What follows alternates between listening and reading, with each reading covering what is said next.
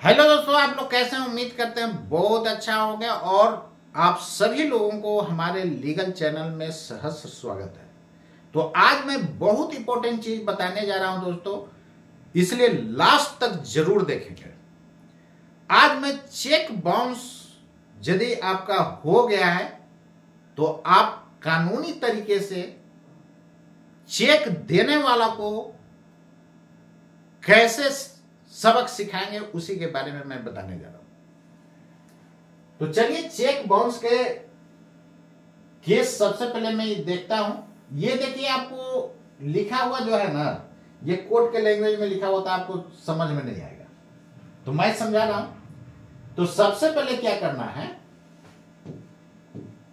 कि जैसे मान लीजिए कोई एग्जांपल मैं लेकर के चल रहा हूं। जैसे देखिए, एक है श्याम,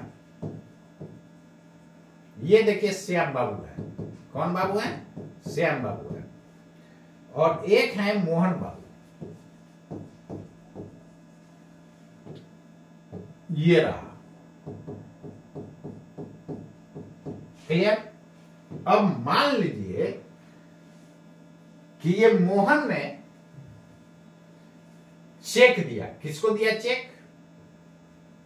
श्याम को। मोहन ने चेक दिया श्याम को। तो श्याम को जब चेक दिया है,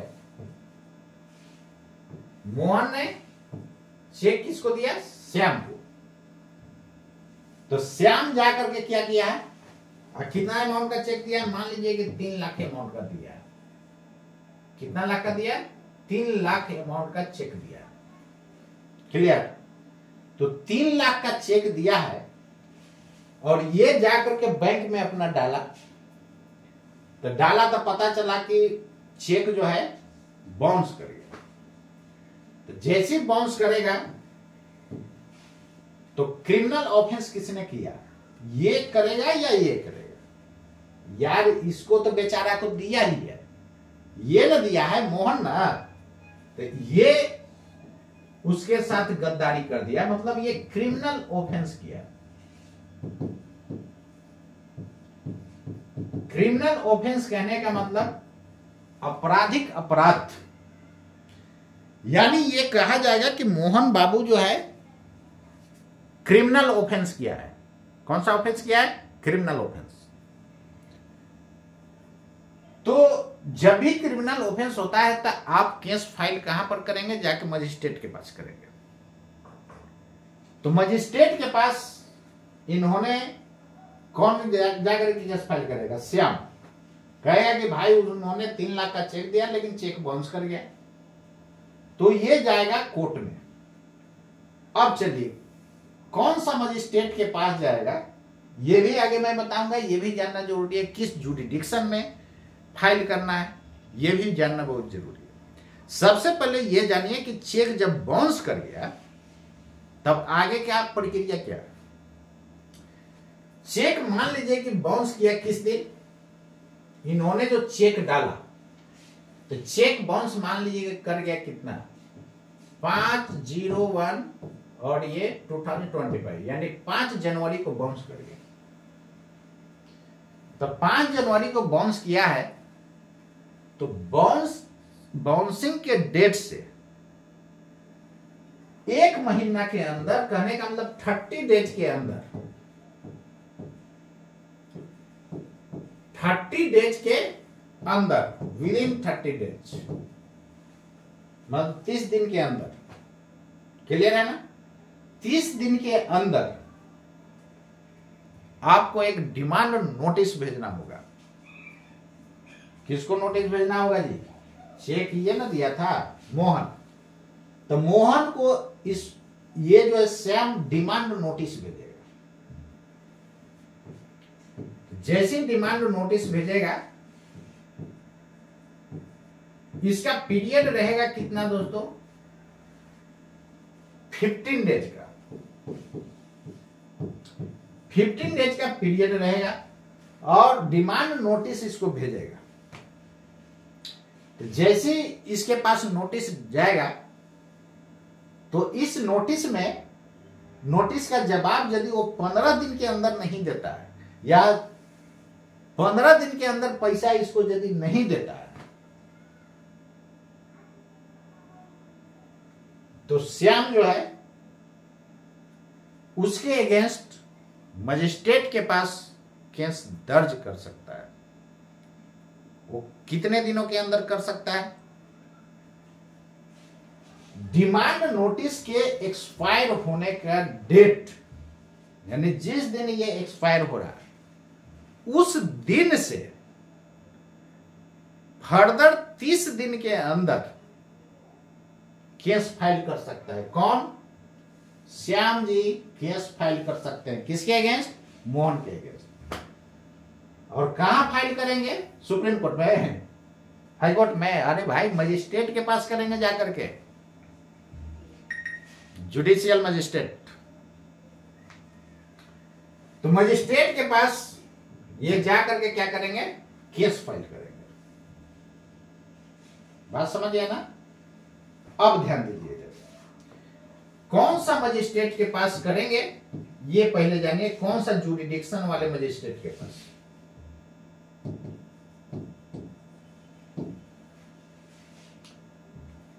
तो जुरिडिक्शन डिसाइड करना बहुत जरूरी है। जुरिडिक्शन कहने का मतलब क्षेत्राधिकार। अब ये न कि दिल्ली या मुंबई का मैटर है, जैसे मान लीजिए कि ये श्याम जो है कहां का रहने वाला है? दिल्ली का रहने वाला है, और मोहन जो है मुंबई का रहने वाला है।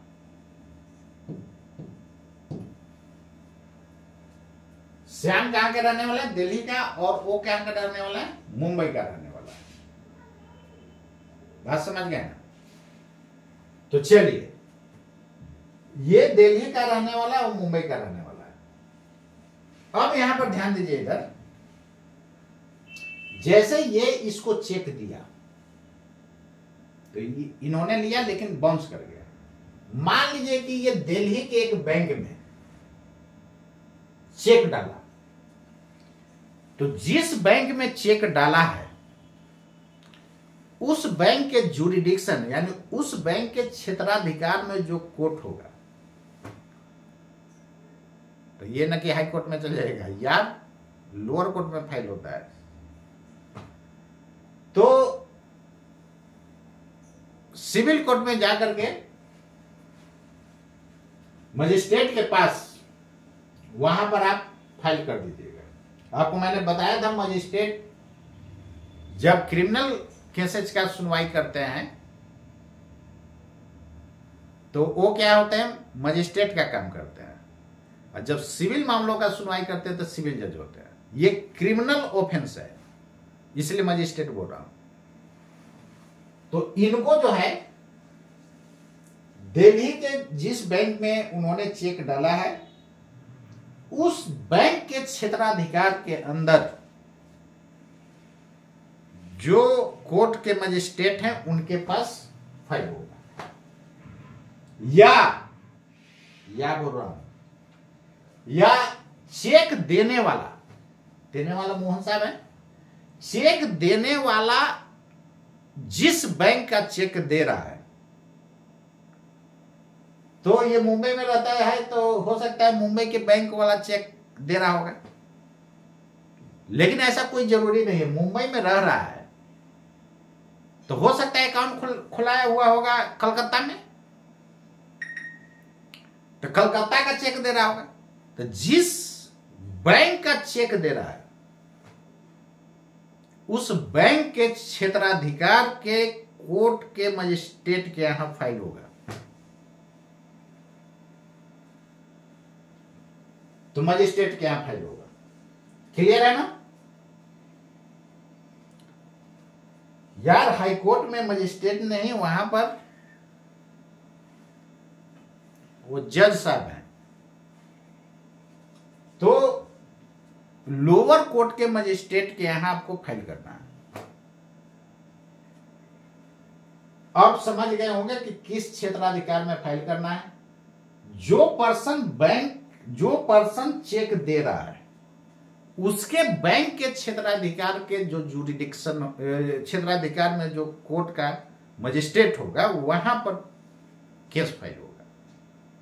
या जिसको चेक दिया है वो जिस बैंक में डाला है चेक को, उस बैंक के क्षेत्राधिकार के कोर्ट के मजिस्ट्रेट के पास फाइल हो सकता है। तो ये दोनों जगह कहीं भी फाइल कर सकता है। कितना लोग क्या होता है कि नॉलेज नहीं होने के कारण जहां मन वहां फाइल कर देता है, तो फिर क्या होगा, आपका खारिज हो सकता है, आपका एप्लीकेशन जो है खारिज हो सकता है या ट्रांसफर किया जा सकता है कॉरस्पॉन्डिंग जुरिडिक्शन में। मतलब कि जो जुरिडिक्शन होना चाहिए, जो क्षेत्राधिकार होना चाहिए, उसमें ट्रांसफर हो सकता है या खारिज भी हो सकता है। तो ऐसा गलती न करें। क्लियर है? इसलिए मैं बोल रहा हूं कि एक वकील के सजेशन से ही आप फाइल करें, ज्यादा बेहतर होगा। बुद्धिमान वकील के सजेशन से, ऐसा नहीं कि यदि नॉलेज कम रहेगा तो फिर उल्टा पुल्टा हो जाएगा। तो उम्मीद करता हूं ये आप समझ गए होंगे। तो एक बार फिर मैं रिपीट कर दे रहा हूं कि जैसे 5 जनवरी 2025 को चेक बाउंस किया, 30 दिन के अंदर आपको डिमांड और नोटिस भेजना है। किसको? मोहन को। क्लियर है ना? यहां पर मोहन मैं लेकर के एग्जांपल के तौर पर ले लिया ताकि आपको समझ में जाता है। डिमांड नोटिस का 15 डेज का एक्सपायरी है, मतलब 15 दिन के अंदर यदि वो पैसा नहीं देता है या जवाब नहीं देता है तो आप फर्दर नोटिस के एक्सपायरी डेट से 30 दिन के भीतर मजिस्ट्रेट के पास जुरिडिक्शन में, अपने जुरिडिक्शन में केस कर सकते हैं। मतलब कि जुरिडिक्शन तो बता ही दिया, कौन सा जुरिडिक्शन। या तो ये बैंक में, जिस बैंक में डाला है चेक उस बैंक के जुरिडिक्शन में, या इसका चेक जिस बैंक का है उसके जुरिडिक्शन में आप फाइल करें तो ज्यादा अच्छा होगा। यदि दूसरे में करते हैं तो या तो खारिज हो जाएगा या ट्रांसफर कर दिया जाएगा। तो अब बेहतर कहां पर फाइल करना होगा ये बता देता हूं। बहुत लोग ऐसा सोचता है कि मोहन है भाई मुंबई का, उसका बैंक भी मुंबई में है, तो लोग समझता है कि जाके मुंबई में जाके केस फाइल करें। तो आप बेवकूफ हो। मुंबई में करोगे तो ये तो ऐसे से जाएगा कोर्ट में, यार वहीं पर आ रहा है। काहे ना तुम दिल्ली में फाइल कर दे रहे हो। आप दिल्ली के हो और दिल्ली के बैंक में आप चेक डाले हो, उसी के जुरिडिक्शन में फाइल करो। ये बेहुदा के वहां से आना पड़ेगा यार। पहला परेशानी, जब बारी बारी यहां जाना पड़ेगा तो उसको हालत खराब होगा, फटाक सुन आपको पैसा मिलेगा। बात समझ रहे हो ना? और इसको पैसा देना पड़ेगा। यदि नहीं देता है तब सजा के बारे में क्या होगा, चलिए आपको सजा के बारे में मैं बताने जा रहा हूं। यदि ये केस करने पर, जैसे आप केस करेंगे मजिस्ट्रेट के पास, तो देखिए यहां पर क्या सब होगा। पनिशमेंट की बात किया जाए, पनिशमेंट का मतलब होता है बाबू, सॉरी दोस्तों, सजा। पनिशमेंट का मतलब होता है सजा। सजा क्या हो सकता है? मैक्सिमम 2 इयर्स का इसको जेल हो सकता है, या बोल रहा हूं मतलब, और या जो ऑफेंस किया है उसको जो चेक अमाउंट है उसका मैक्सिमम डबल जो है फाइन हो सकता है। मतलब 3 लाख था ना, तो 6 लाख तक का फाइन हो सकता है। समझ लीजिए, नाक के दम छूट जाएगा उसका। या मतलब और कह रहे हैं जी, या दोनों होगा, बोथ।